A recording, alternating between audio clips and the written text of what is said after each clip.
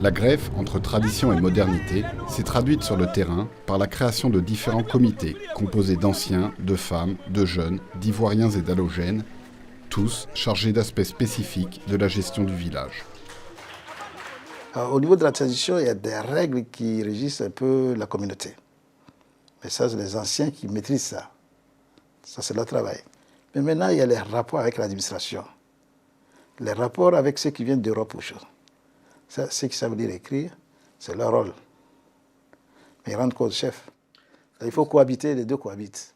Devant le succès de Yakoli d'Abouo, des villages avoisinants ont souhaité tenter l'expérience, en adoptant la même organisation, et se dotent, petit à petit, d'équipements collectifs. Nous sommes à Ourek-Babré. Les villageois accueillent Marcel Zadi et semblent plutôt fiers des progrès réalisés. Avant, c'était sous les arbres, on se réunissait. Si c'était avant, on n'allait pas vous recevoir ici. On allait être sous les arbres. Mais avec les conseils qu'il nous a donnés, et nous-mêmes, on a compris qu'en étant unis et organisés, on peut vraiment aller loin. On peut discuter des projets, on peut chercher les financements. Même quand on demande un prêt par rapport à cette union-là, les gens nous aident. Donc on avance. Le projet qui nous tient véritablement à cœur, c'est que d'ici les quelques années à venir, d'ici 5 ans, il faut que chaque habitant de ce village soit propriétaire d'une plantation qui lui rapporte au moins 300 000 francs. S'ils sont capables d'imaginer leur avenir, de se raccorder, d'être en rapport avec le monde extérieur, et qui peuvent construire ce processus-là pour être vraiment en phase avec le monde extérieur, le développement, ce n'est pas autre chose que ça. Il ne faut pas que quelqu'un vienne imaginer votre avenir. C'est vous, vous-même.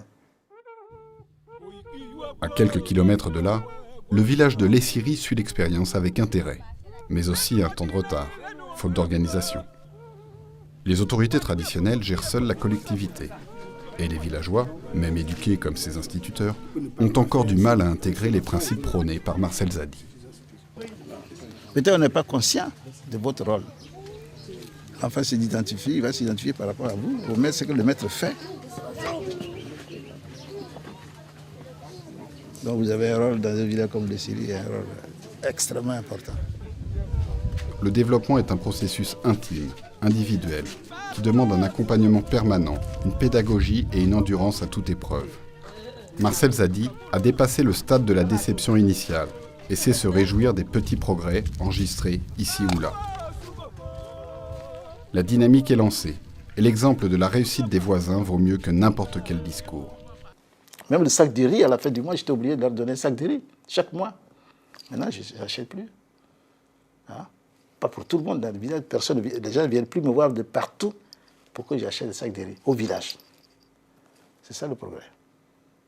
Effectivement, parce qu'actuellement, quand il vient, on ne l'emmerde pas. Et quand on est là, on n'est pas gêné. Tu es là, tu peux te permettre de bouger, voyager, si tu as des courses à faire ou bien si tu as quelque chose à payer. En tout cas, bon, je suis très heureux d'avoir suivi ces conseils. Restait encore à pérenniser le développement. Pour ouvrir des débouchés aux planteurs de Yakoli d'Abouo, Marcel Zadi Kessi a convaincu la SAPH de s'y implanter.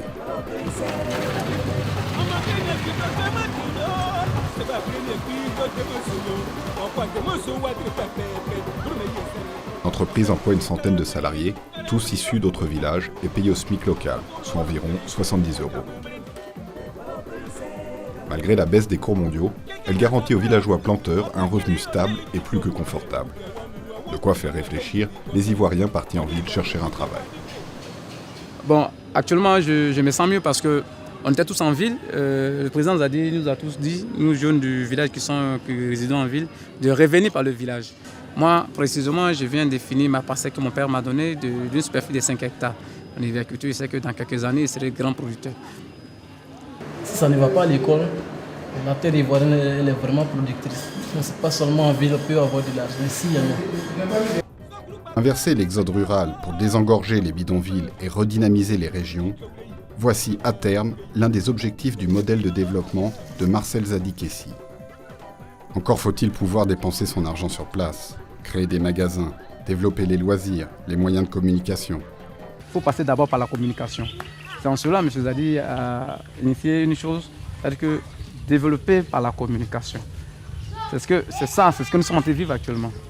Cette approche globale est relayée depuis quelques années par Radio Ouyiné, qui émet depuis Yakoli d'Abouo sur un rayon de 60 km. Dans quelques minutes, auditeurs de Ouyiné FM, bonjour à vous, merci de nous accepter depuis ce matin.